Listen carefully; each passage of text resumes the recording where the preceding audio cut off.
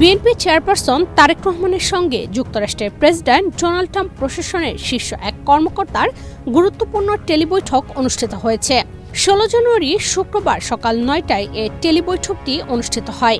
Virtual বৈঠকে নেতৃত্ব দেন US trade representative Jamieson Greer. এদিন বিএনপি মিডিয়া সেল থেকে জানানো হয়েছে, বিএনপির চেয়ারপারসন তারেক রহমান যুক্তরাজ্যের বাণিজ্য প্রতিনিধি রাষ্ট্রদূত জেমিসন গ্রিয়ারের সঙ্গে এক ভার্চুয়াল বৈঠকে মিলিত হন। বৈঠকে বাংলাদেশ ও যুক্তরাষ্ট্রের দ্বিপাক্ষিক বাণিজ্য, পারস্পরিক শুল্ক হার এবং ভবিষ্যৎ অর্থনৈতিক সহযোগিতা নিয়ে বিস্তারিত আলোচনা হয়। করোনা বা যে কোনো ভাইরাসের এগেইনস্টে ফাইট মানি ব্যাকট্রলের লেফট রাইট। আলোচনায় ট্রেড নেগোসিয়েশনের নানা বিষয় উঠে আসে।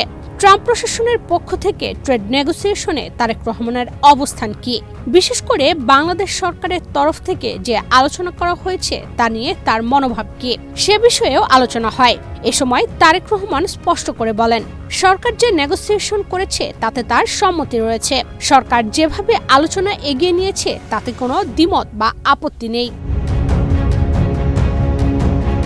বৈঠকে আরও উপস্থিত ছিলেন দক্ষিণ ও মধ্য এশিয়া বিষয়ক সহকারী মার্কিন বাণিজ্য প্রতিনিধি ব্রেন্ডা লিঞ্চ, দক্ষিণ ও মধ্য এশিয়া বিষয়ক পরিচালক এমিলি অ্যাশবি ও বিএনপি যুগ্ম মহাসচিব আন্তর্জাতিক বিষয়ক কমিটির সদস্য হুমায়ুন কবির।